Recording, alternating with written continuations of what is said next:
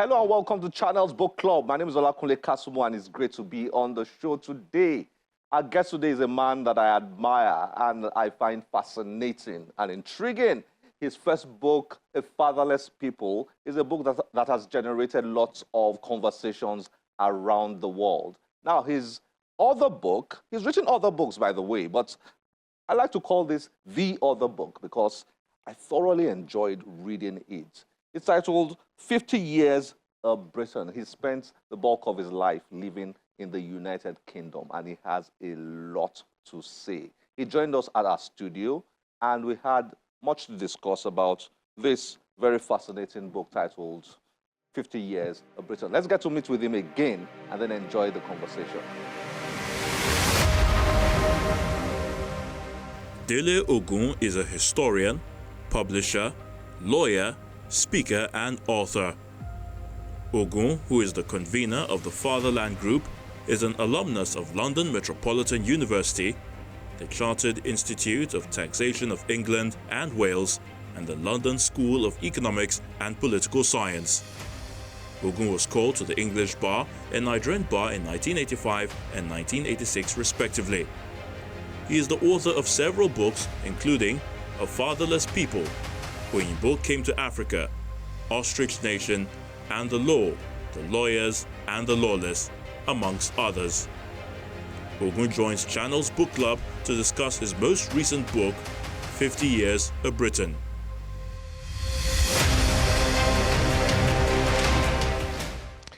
Dele Ogun, nice to have you on Channels Book Club. Thank you, Kunle. Thanks for having me back. Great to have you back. Your book, your book that got you on the show, that brought you on the show the last time, A Fatherless People, was such an explosive book. What has happened since then? A lot. I've been working on a review of A Fatherless People, the second edition. That's just to whet your audience's appetite. They've got to wait for it. It'll be a while yet, but there's so much new material that's coming through on that one. I've been reading the biographies and autobiographies of all the colonial secretaries that have been in charge of our space and in charge of our destiny. And so much to share with your audience. That's a sequel to A Fatherless People, you mean? That's a follow-up to A Fatherless People, yes. That is going to be explosive, I'm sure. No, I wouldn't like to set the stage on fire too much, but it will be interesting. Not explosive, but interesting. Did you, outside of those who loved A Fatherless People, did you get a sense that it was a controversial book from those who did not love A Fatherless People, if you get what I mean? I get your meaning.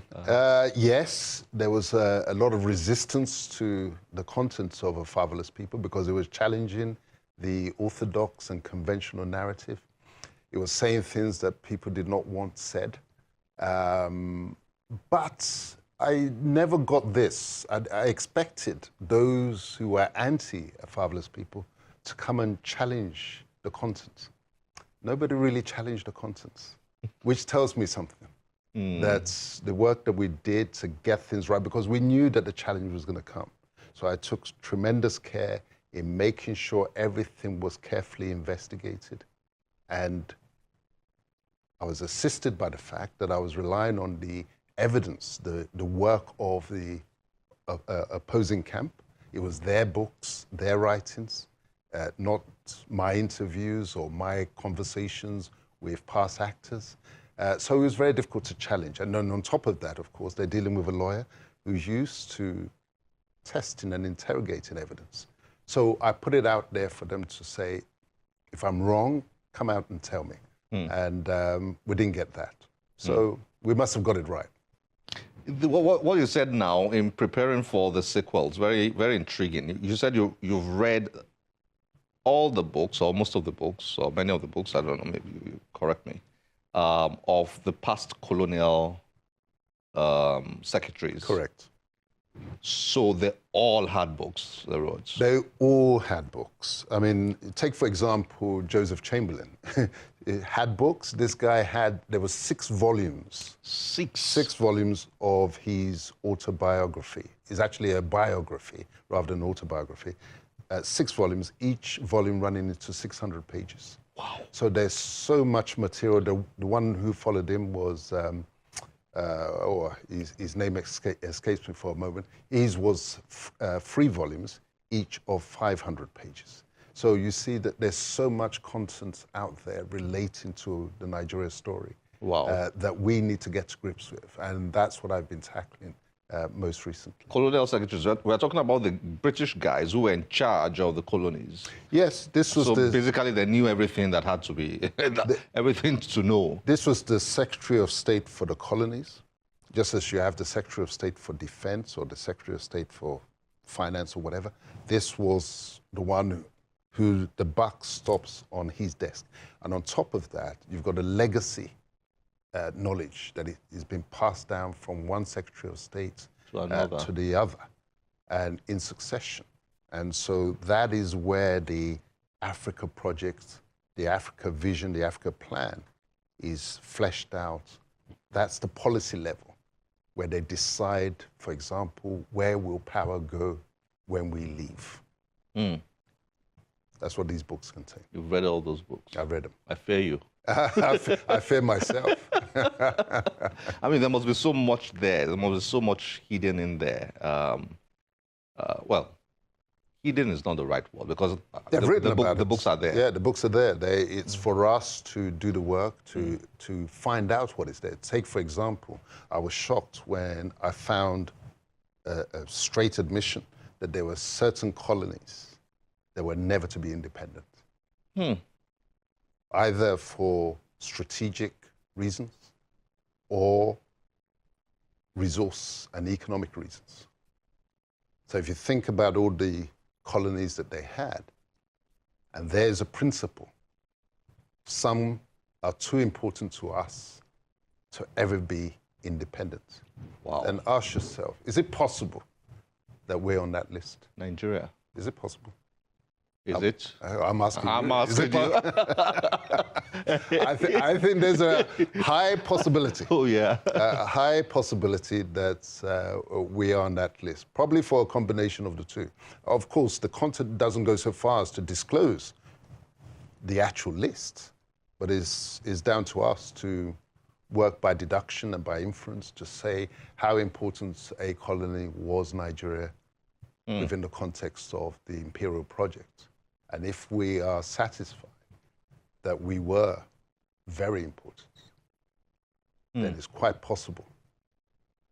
Indeed, I'll change that. Highly probable that we're on that list. That's serious, deep. It's deep. Okay, now one to bring you to this book. One of the things I picked up from A Fatherless People is I got to understand your position in analyzing Nigeria, in understanding the Nigerian project, the Nigerian story. You argued in that book that we need to trace our history back to the British. Yep. You practically blame the British for all our problems. I mean, basically, and that has been that has been an idea that I've had you share a couple of times. Now, reading this book, 50 Years a Briton, was it, when you were writing it, was it an attempt to further explain, to unveil what actually goes on in developed societies, the United Kingdom particularly, in the light of this theory of yours? But before you answer that question, or as you answer the question, I'd like you to just give a brief idea what this book is about for those who are listening out there, and then respond to that particular question. So well, let me do it the other way around, because, you know, the political questions are the ones that excite me. This blame concept, let's deal with this blame concept. When you look at the Nigeria story, there are only 2 candidates for blame. We either blame ourselves or we blame those who made Nigeria. Those who made Nigeria. Because I think most people now understand that Nigerians did not make Nigeria. Be a die-hard one Nigerianist who say, we made it. No, it's like we didn't give birth to ourselves. Somebody conceived the project. Somebody did the bringing together of those 371 ethnic groups and decided that they will go well together as one state, one political entity. And somebody named them. So when we deal with this issue of blame, do you blame ourselves who are not the architects, or do we blame the architect? If it sounds like, or blame the British, it sounds negative. But if the architect has designed your building and it's fallen apart, there's subsidence, the roof is gone lopsided, do you blame yourself? Or do you look to the architect and say, my guy, what did you do here? So I think Nigerians got to get comfortable. I'm trying to encourage them to get comfortable. It's all right to put the blame where it belongs. Yes, of course, I hear the argument that they are local actors. Of course. Even God works through human agency. Whatever he wishes to do on earth is through human beings. So what more of the colonial architects? They will identify the ones on the ground who they will partner with or subcontract to. That's the reality.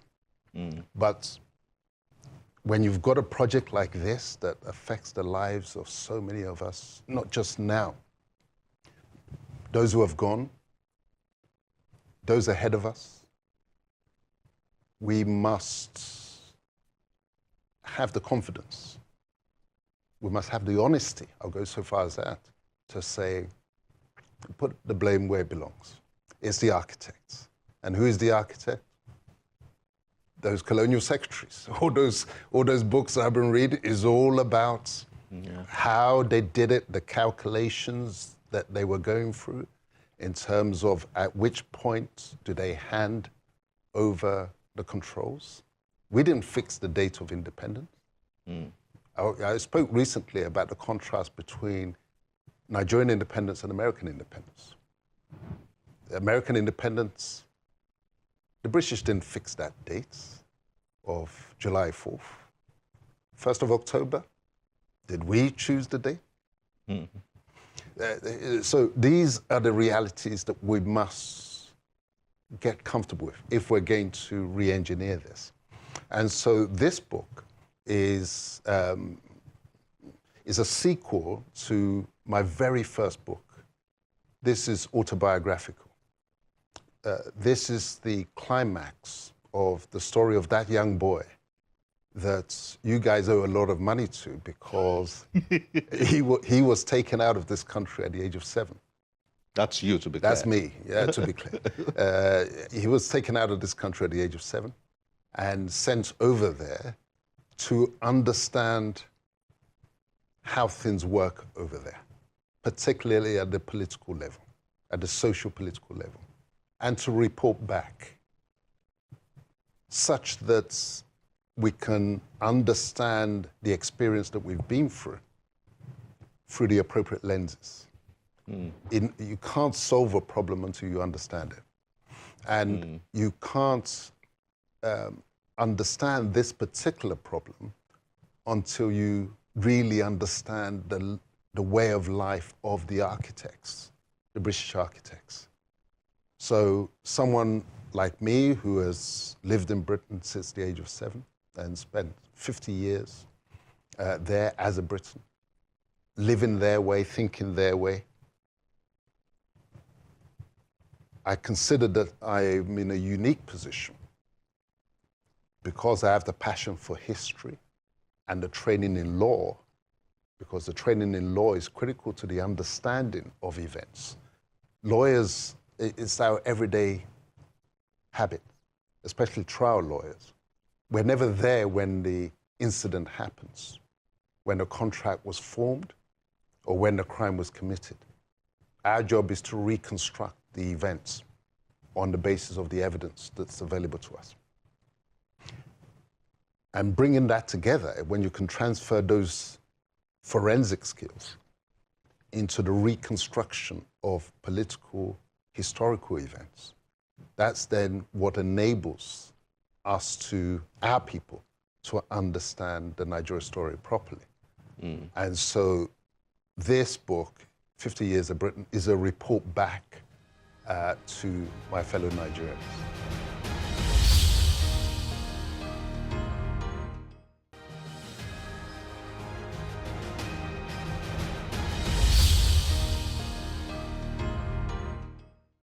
There is a letter that you published here by Smithers. Oh, yes. Yeah? Yes. Page 16. So you republished this letter written by Smithers, Sir Peter Smithers, who was the parliamentary private secretary to the Minister of State and the Secretary of State in the colonial office from 1952 to 59 in the run-up to Nigeria's independence. Okay. We don't like confronting things like this, do we? Correct. Yeah, I mean, this will be considered very controversial in Nigeria. But it is what it is. It was written. Absolutely. During the negotiations for the independence of Nigeria, the view of the Secretary of State at that time, with which I agreed, was that in Nigeria we should attempt to put together a large and powerful state with ample material resources which would play a leading part in the affairs of the continent and the world. This was attractive, but it involved forcing several different ethnic and cultural groups into a single political structure. Forcing. Yes. And those are their own words. And this is the parliamentary private secretary to the Minister of State in the Colonial Office. Specifically, it was Oliver Littleton and Alan Lennox Boyd that he was private secretary to. The negotiations were complex and very difficult. The chief problem, as I remember relating significantly, to the control of the police and the military. In the retrospect of 40 years, it is clear that this was a grave mistake, which has cost many lives and will probably continue to do so. It would have been better to establish several smaller states in a free trade area. Who could argue with that in the light of what we have all experienced and with what we have seen? This is the architects, one of the architects, without compulsion, without pressure, writing that letter in his own words and admitting that it was a grave mistake. And this was dated 15th July 1998. Yeah. Well, time is not our friend. Never is. If we start talking Just about as we're this, warming up. if we start talking about this, I mean, it's food for thought. It's food for thought. Thank you very much for joining us on Channel Thanks so Book much Club. indeed, Kunle. Always a pleasure. Always good to be back. And congrats on this, 50 years of Briton. And Yep. I'm looking forward to that sequel. Yes, to the Fatherless next edition People. of Fatherless People. And don't forget also the Africa Book Fair. We forgot to talk about Oh, yeah. that. Oh. Maybe another interview. Yes, we will. We will. Thank you very much. Okay. I hope you had a good time watching that. Up next is a reading. Get to meet with Nikki, we like to call her, and her book.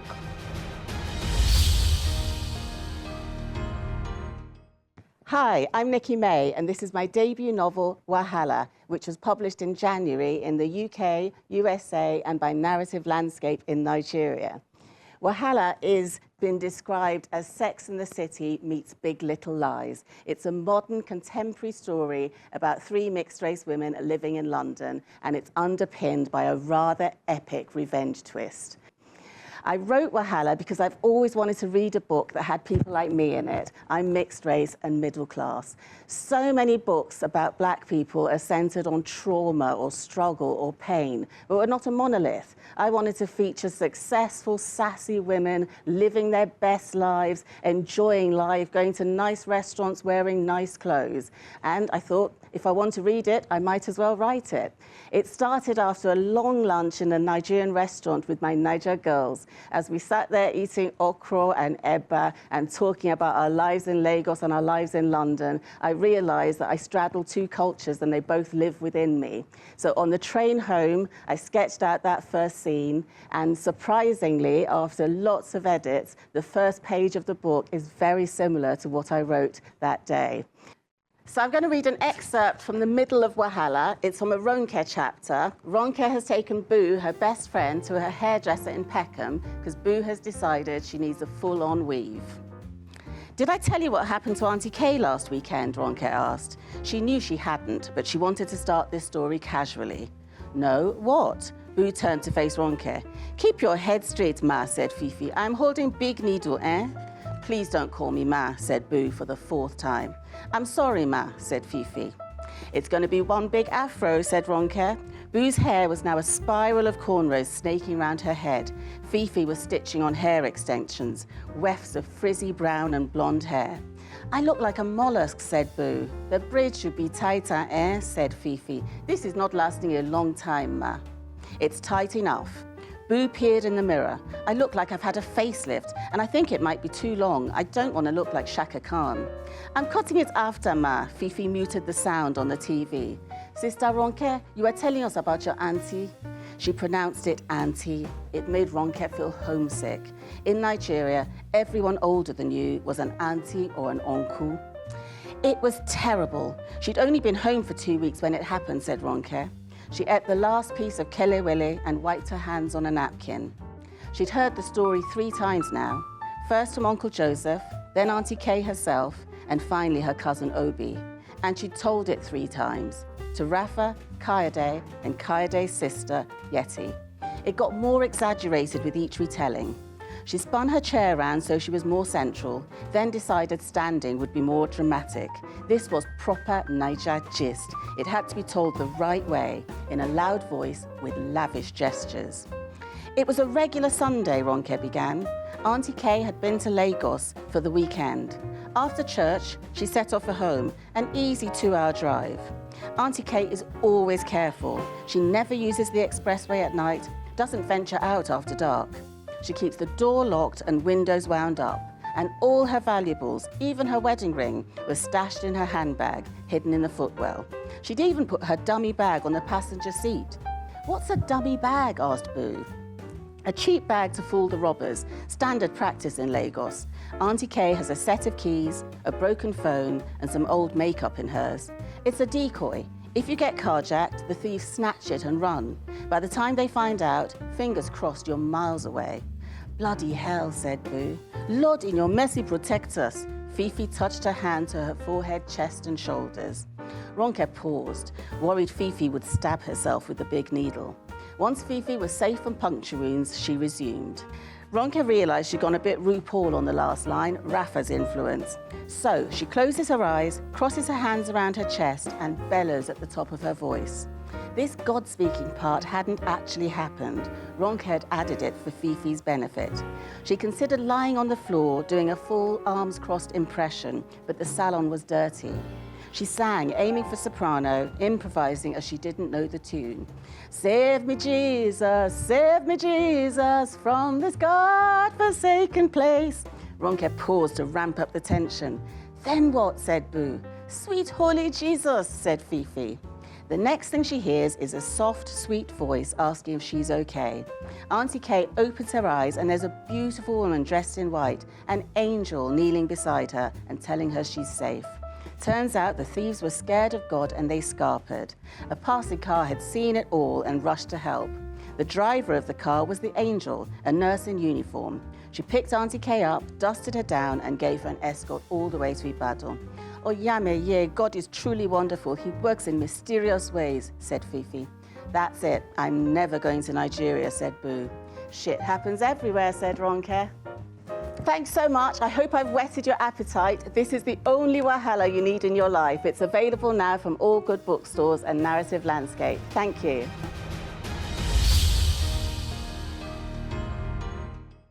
And this is where we end the show today. As always, we'll be delighted to get your feedback through any of our social media platforms displayed on your screen. My name is Olakunle Kasumu. Remember, one great book can change your life. Bye-bye.